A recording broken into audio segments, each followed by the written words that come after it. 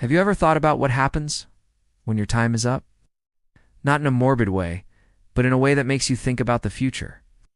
There's a fascinating story about this.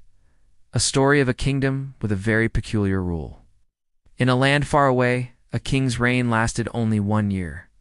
After that year, as per the contract every king had to sign, he would be exiled to a remote, desolate island for the rest of his life.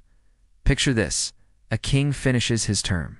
He's dressed in the most magnificent clothes, placed on a royal elephant, and paraded through the cities for a final farewell.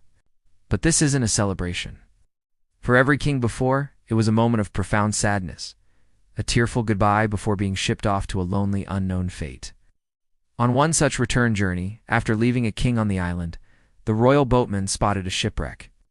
Clinging to a piece of floating debris was a lone survivor, a sharp and resilient young man. Since the kingdom needed a new ruler, they rescued him and offered him the crown. He was hesitant at first, but eventually agreed, even after they explained the 1-year rule and the inevitable exile. Just 3 days into his reign, the new king made an unusual request. He asked his ministers to show him the island where all the past kings were sent. They obliged, taking him by boat to a place shrouded in mystery. What he saw was terrifying.